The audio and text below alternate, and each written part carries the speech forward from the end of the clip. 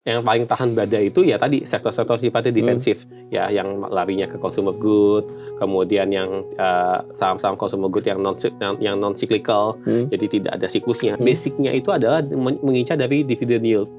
Nah kalau main dividend yield ini jangan beli pada saat mau pembagian dividen. Contohnya kayak kemarin BNI kan yieldnya lumayan tuh.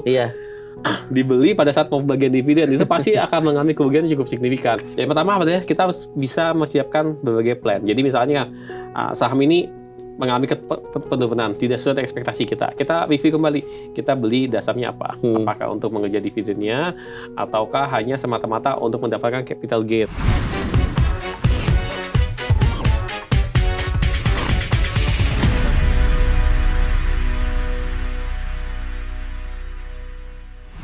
Oke, selamat malam Sobat Investor. Kembali lagi pada The Cuan. Episode kali ini kita kemarin sempat membicarakan sejumlah saham atau mungkin efek-efek yang menarik buat Sobat Investor saat menghadapi situasi yang seperti sekarang ini. Nah, kalau misalkan kita lihat situasi global masih belum berakhir. Eskalasi konflik masih terus terjadi. Volatilitas pasar internasional termasuk Indonesia juga masih terus berlangsung. Kalau kita tahu kan kemarin Lebaran baru saja usai. Indeks harga saham gabungan atau IHSG sempat mengalami kenaikan walaupun cuma sehari doang, tapi hari ini malah kembali turun walaupun hari ini tidak terlalu signifikan ya saat tapping hari ini. Nah, dalam berinvestasi tentunya kita nggak ingin rugi dong. Kalau misalkan rugi, kita harus cari situasi yang lain atau mungkin efek lain yang mungkin bisa memberikan pengaruh besar terhadap portofolio dari Sobat Investor. Untuk membahas itu kita sudah ada nih di studio podcast dengan Mas David Sutianto selaku Ketua Umum Perkumpulan Analis Efek Indonesia. Selamat datang Mas David. Selamat datang Mas. Apa kabar Mas? Thank you. Nah, kalau kita lihat kan IHSG kemarin kan sempat membaik nih. Kita sempat ada secercah harapan IHSG bahwa akan kembali semeringah lah seawal tahun ini kan. Sempat masuk ke level 9.000-an. Nah, tapi hari kedua setelah Lebaran, hari ketiga Lebaran hari ini. Nah, kenapa ya kira kembali memerah? Ada apa yang terjadi dengan situasi Bursa Efek Indonesia saat ini? Ya, jadi sebenarnya menurut saya kemarin Bursa Efek itu sebenarnya dapat blessing juga ya. Bahwa kita libur seminggu, di dalam seminggu itu volatilitasnya luar biasa. Harga minyak sampai ke $100 per barel, kemudian juga bursa-bursa global pada turun, dan sehari menjelang pembukaan, malah ada good news langsung dikeluarkan oleh Donald Trump. Dia bilang dia akan segera menempuh perjanjian damai dengan Iran. Dia seperti mengatakan begging for peace ke US. Dan akhirnya bursa global bergerak naik. Dan pada saat itu IHSG kita buka. Sehingga kita mendapatkan sentimen positif dari penurunan harga minyak, kemudian penurunan eskalasi, dan lain sebagainya. Nah, cuman sayangnya ini tidak direspon positif oleh Iran. Jadi Iran tidak mengiyakan, bahkan mereka bilang mereka tidak pernah melakukan komunikasi dengan US, dan bahkan kemarin saya juga melihat draft perjanjian yang ditawarkan oleh Amerika ke Iran itu sangat-sangat tidak imbang. Jadi seolah Iran harus mengalahnya cukup banyak, sedangkan Amerika dapatnya cukup banyak di situ, menang banyak lah Amerika di situ. Yang which is belum tentu deal itu akan diterima oleh Iran, yang artinya ini akan terus berkepanjangan. Dan akhirnya ya pelan-pelan harga minyaknya mulai naik kembali, dan akhirnya sentimen negatif juga mulai ada lagi, ada geopolitik, dan itu yang menekan akhirnya IHSG hingga hari ini. Tapi kalau misalkan itu kan dari sisi internasional. Nah, kalau dari sisi domestiknya seperti apa? Apa emang ada tekanan juga dari domestik kita?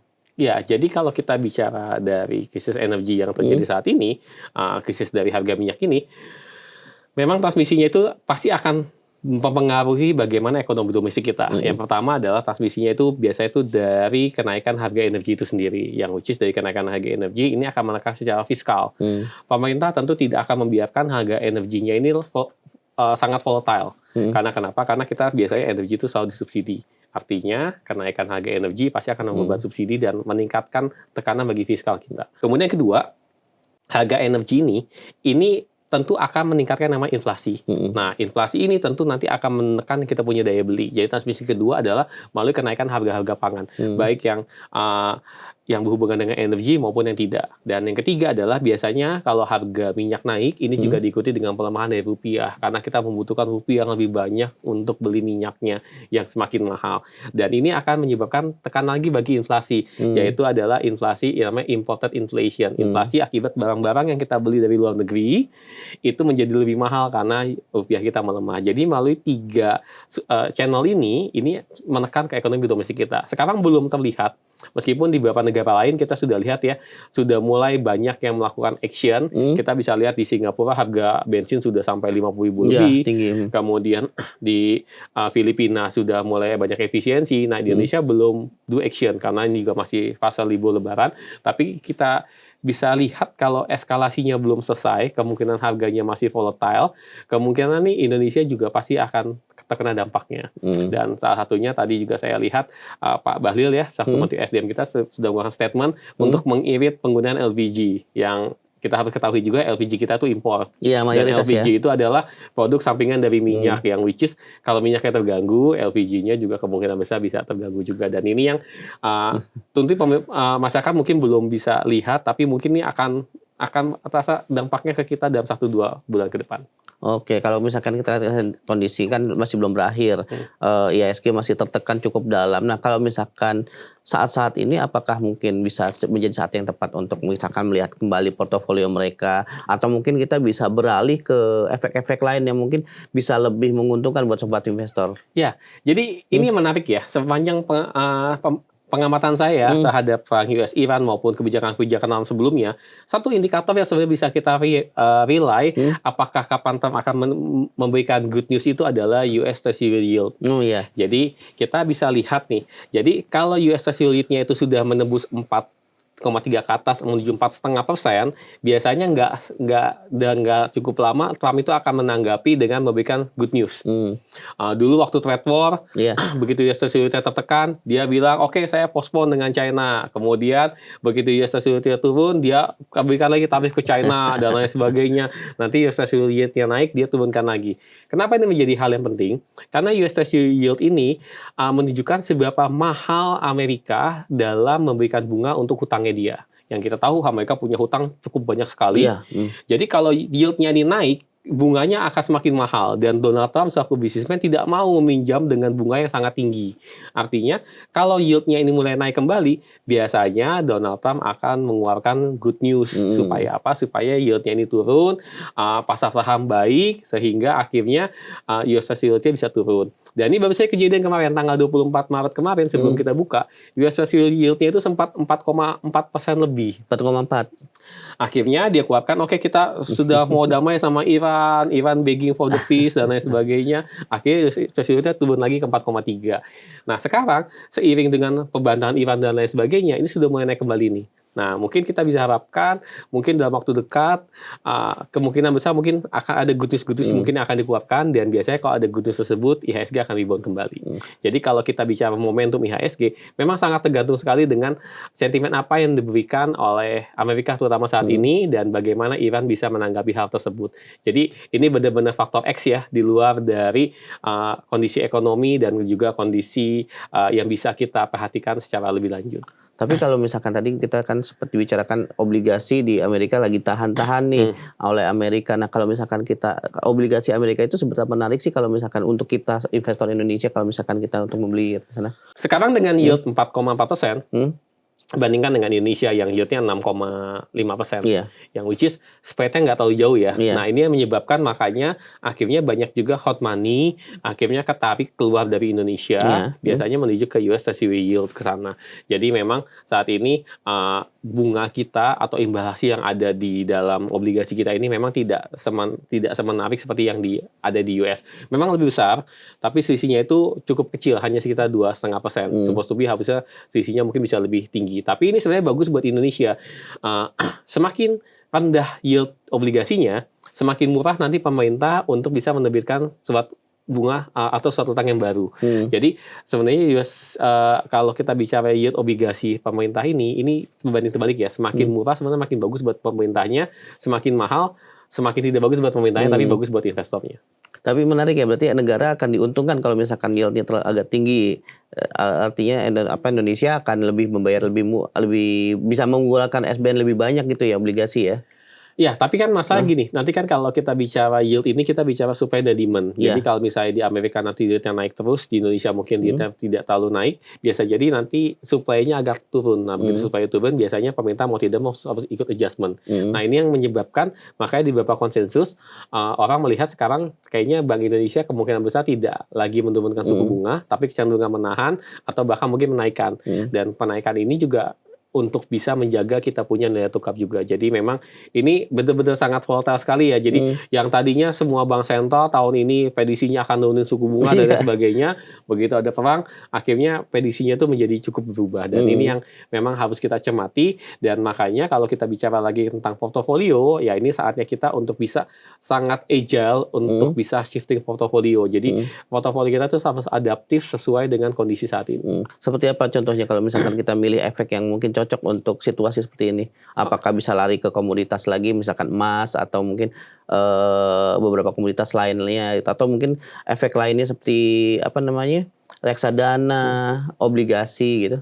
Untuk saham sendiri, ada beberapa sektor yang memang masih cukup menarik. Satunya ada sektor energi dan berkaitan dengan minyak. Tapi memang ini sangat-sangat volatile sekali, momentumnya harus pas. Kemudian kedua, biasanya kalau situasi seperti ini kita akan banyak collected saham yang sifatnya defensive stock. Defensive stock itu adalah saham-saham yang tidak punya siklus, yang menjadi kebutuhan orang banyak, dan cenderung defensif. Artinya itu saham-saham konsumer, biasanya beberapa sektor farmasi juga termasuk di sana, itu juga bisa menjadi pilihan. Yang ketiga biasanya kalau kinerjanya masih bagus dan situasinya cepat membaik, biasanya tuh orang juga masih pilih sektor finance. Karena sektor finance ini ada sektor yang paling gampang untuk bisa rebound dan lain sebagainya. Jadi biasanya 3 sektor ini yang menjadi opsi buat kita masuk di saham. Tapi sekali lagi untuk di saham saat ini pendapat saya kalau bisa tuh portofolio itu yang agile. Jadi agile itu artinya bisa segera dipindahkan, bisa segera kita jual, situasi yang memburuk kita bisa jual dan lain sebagainya. Tidak numpuk dalam jumlah yang cukup besar. Nah, kemudian kalau untuk instrumen lainnya, obligasi menarik untuk bisa dimasukin. Cuman biasanya obligasi ini kalau prospek yieldnya akan naik, kemungkinan besar harga obligasi yang kita beli sekarang ini bisa turun. Jadi begitu harga obligasi yang kita beli sekarang misalnya di harga 100, besok yieldnya tuh naik, harga obligasi akan turun. Jadi biasanya orang akan wait and see ke obligasi, tapi begitu yieldnya sudah dirasa cukup besar, orang akan masuk ke sana. Dan yang ketiga mungkin bisa dilihat juga dari sektor komoditas. Seperti misalnya tadi beberapa safe haven seperti emas, itu juga saat ini kan sedang tahap koreksi ya, karena orang banyak akhirnya melakukan profit taking di sana. Itu juga bisa menjadi salah satu opsi gitu. Jadi kita harus lihat aja. Yang penting sekarang sih most of people itu harusnya standby cash yang cukup untuk bisa dalam waktu dekat itu mengubah portofolionya. Artinya kita nggak boleh ngumpul di satu saham ya, kita bisa distribusi ke beberapa saham yang mungkin lebih defensif dibandingkan saham-saham yang mungkin lebih banyak terkena dengan dampak-dampak dari eksternal dan internalnya seperti itu. Dan yang pasti sekarang di situasi sekarang kita harus agile. Jadi dalam hal ini begitu ada berita baru masuk, ada informasi baru masuk, kita harus segera adaptif. Jangan holding, enggak kok kayaknya masih kuat dan lain sebagainya, enggak. Ini situasinya memang sangat-sangat volatile sekali. Oke, kalau misalkan dari pandangan Mas David sendiri, kalau bicara soal sektor apa kira-kira, misalkan tadi kan kita milih ada sektor pertambangan, ada sektor retail dan lain sebagainya. Nah, kalau misalkan bicara sektor yang paling tahan badai, apa tuh sektornya? Ya. Jadi kalau sekarang yang paling tahan badai itu ya tadi sektor-sektor sifatnya defensif, ya yang larinya ke consumer good, kemudian yang saham-saham consumer good yang non cyclical, jadi tidak ada siklusnya, itu menjadi satu opsi yang cukup baik ya. Kemudian yang kedua yang saya lihat harusnya adalah sektor-sektor basis komoditas dan energi, ini juga harusnya bisa menjadi opsi atau pilihan. Karena kenapa? Toh harga komoditasnya naik, harga energinya naik. Tentu saham-saham yang terkait dengan energi ini biasanya juga akan mengalami mendapatkan benefit lah dari kenaikan harga komoditas ini. Jadi ini 2 sektor yang menjadi satu opsi. Kemudian yang ketiga, saya lihat valuasi banking kita juga masih cukup murah, yang dimana banking juga sangat-sangat menjadi perhatian pemerintah. Jadi saya rasa sektor ini masih merupakan satu sektor yang cukup defensif di era seperti sekarang. Karena harganya juga secara valuasi juga cukup murah saat ini. Cukup menarik ya. Artinya kalau misalkan kita lihat banyak yang terdiskon juga ya. Kalau misalkan keuangan sendiri seperti apa? Apakah bisa menarik? Apalagi kan kalau misalkan sekarang ini kan lagi Purbaya lagi gencar-gencarnya juga memberikan lagi bantuan terhadap perbankan, terhadap Himbara 100 juta triliun lagi. Apa itu nanti akan berpengaruh juga terhadap sektor finansial? Ya, jadi gini, apa yang dilakukan Pak Purbaya dengan menyuntik kemarin likuiditas ke Himbara itu membantu sektor dari perbankan itu sendiri. Karena sebenarnya kalau kita boleh lihat kemarin loan to deposit ratio kita sempat menyentuh angka 88%, mendekati 90%, yang artinya cukup distress. Kemudian juga beberapa Himbara bahkan sempat LDR-nya itu sampai 95%.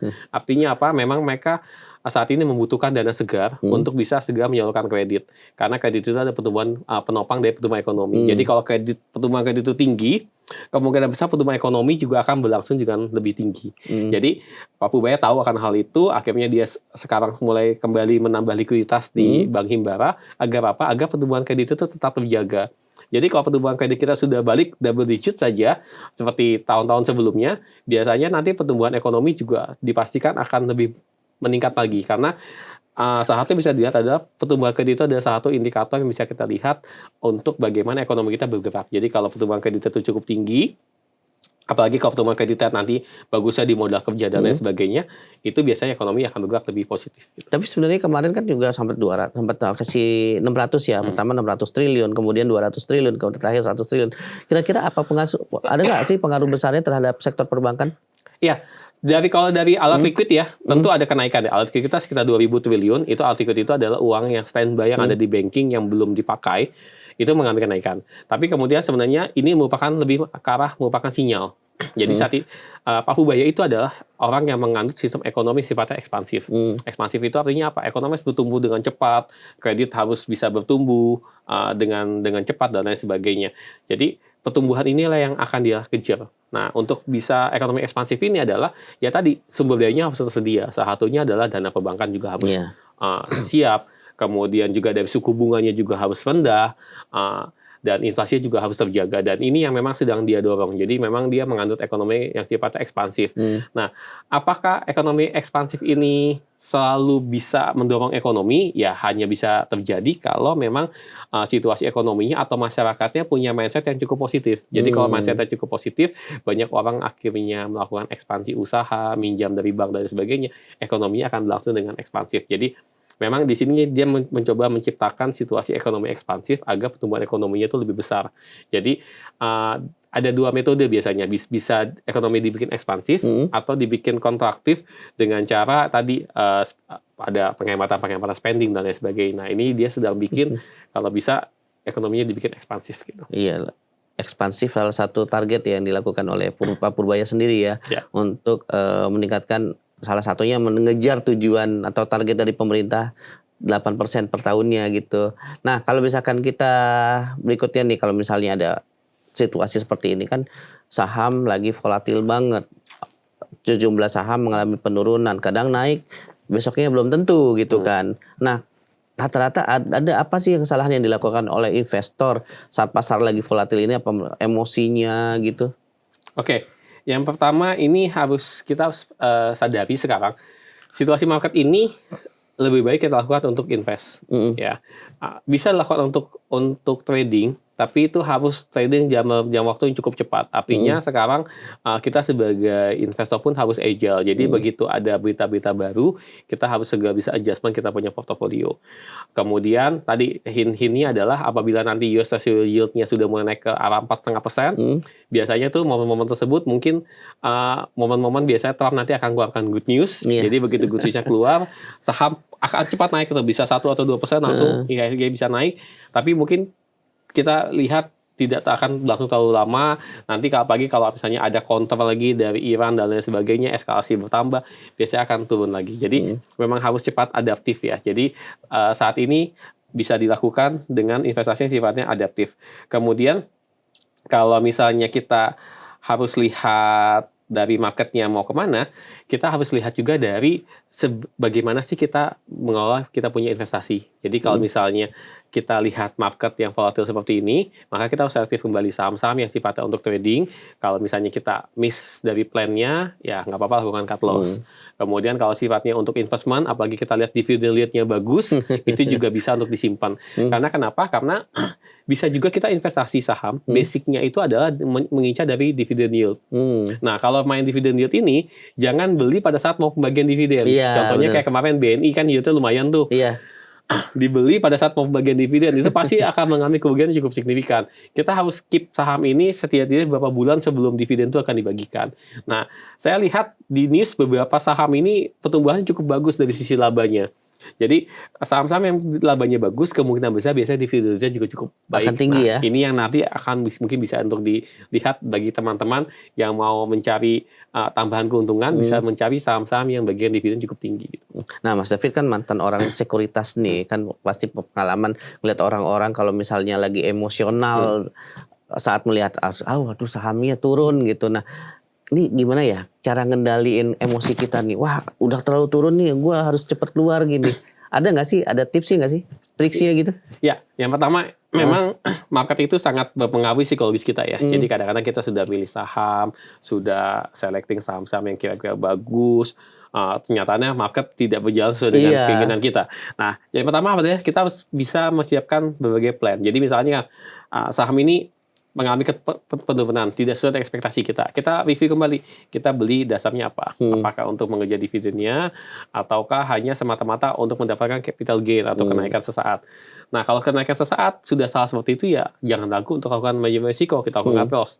Tapi kalau misalnya kita mengejar memang untuk saham ini, untuk in a long run, kemudian ngincar dividennya juga, ya mungkin kita begitu dia koreksi di atas 5%, kita bisa lakukan top up kembali. Make metode dollar cost averaging, belinya jangan sebanyak waktu kita beli di awal. Ya kita belilah sekitar 20%, mungkin tambah lagi 10%, 20%, supaya apa? Supaya harga rata-rata bisa ikutan turun. Nah, kalau itu turun kan, kalau pas lagi naik gimana caranya? Iya, jadi kalau misalnya kayak kemarin nih, begitu selesai lebaran, naik nih. Nah, saya biasanya saya akan beli beberapa saham yang menurut saya memang ada real kenapa dia bisa naik cukup signifikan. Di antaranya misalnya memang laporan keuangannya bagus atau memang sangat terkait dengan energi. Nah, kemudian nanti kita lihat nih, kalau misalnya kita sudah mendapatkan keuntungan yang cukup signifikan, kemudian harga sahamnya mulai turun, biasanya kalau sudah turun sekitar 5% dari puncaknya, biasanya itu saya udah mulai realisasikan keuntungan tuh. Artinya seenggaknya modalnya keluar dulu, baru nanti tinggal keuntungannya yang tetap ada di sana. Gitu. Jadi mungkin bisa kita berbagi ya. Iya. Ada saatnya kita mungkin cabut dulu sedikit, dikit, cari yang lain lagi mungkin yang akan lebih potensial gitu ya. Jadi kalau sekarang sifatnya itu harus agile. Jadi ya ini sudah untung, sudah memberikan profit, ya sudah waktunya untuk dilepas ya kita lepas saja gitu. Jangan ditahan-tahan karena belum tentu nanti kenaikannya ini akan long last.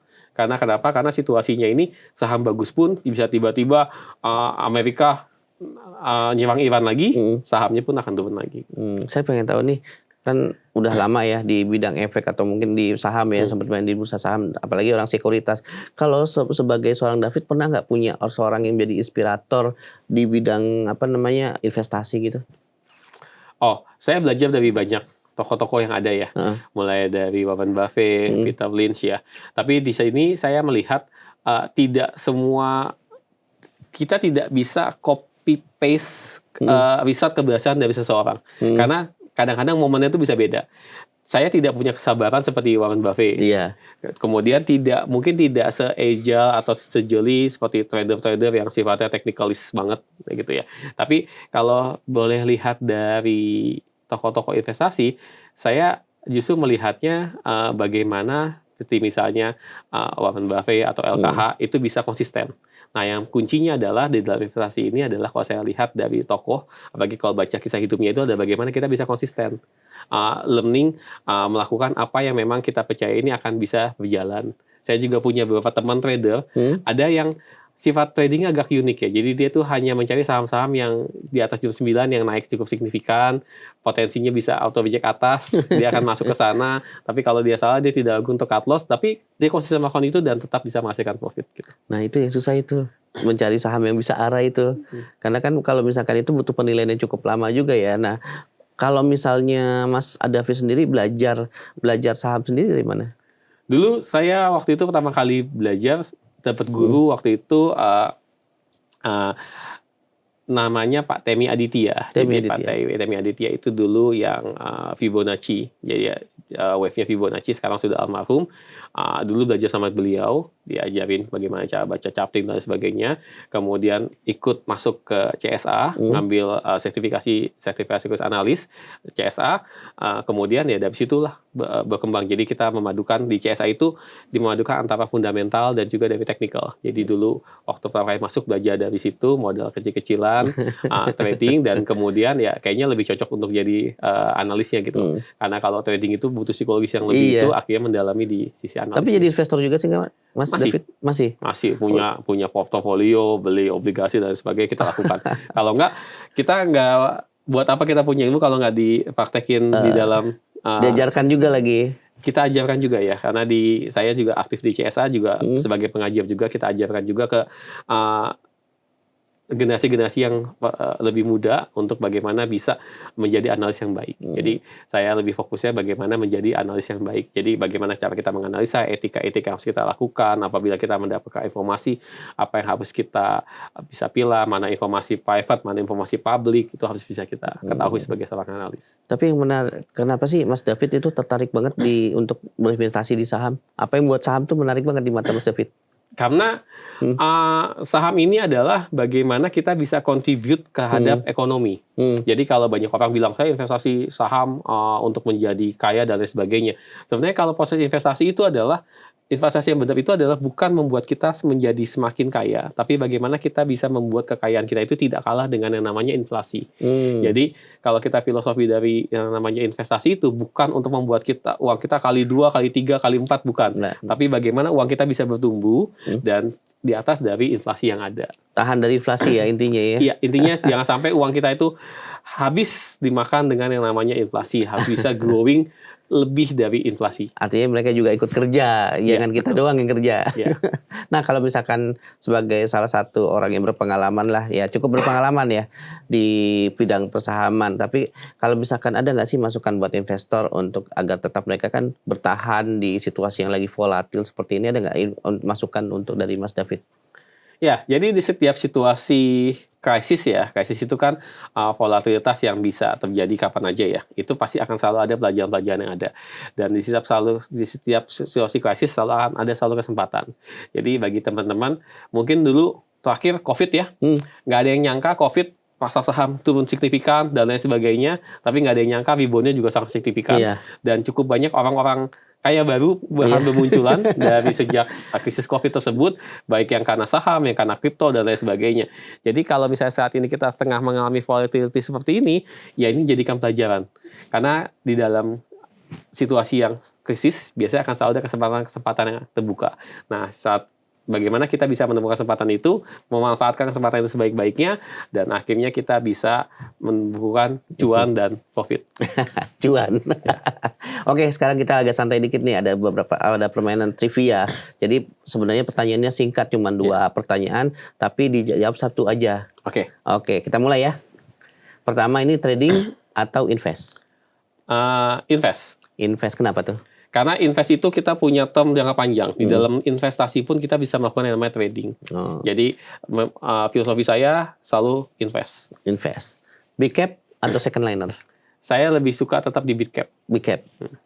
Karena lebih kuat ya, tahan lama ya? Iya, karena kita fokusnya di investasi, kita lihatnya di big cap. Tapi apakah saya hati dengan second liner? Enggak juga. Enggak juga. Jadi setiap kali ada orang yang info, ini saham ini second liner bagus, saya cukup oke, saya pasti beli saham. Tetap nggak tutup mata lah ya? Tetap tidak tutup mata.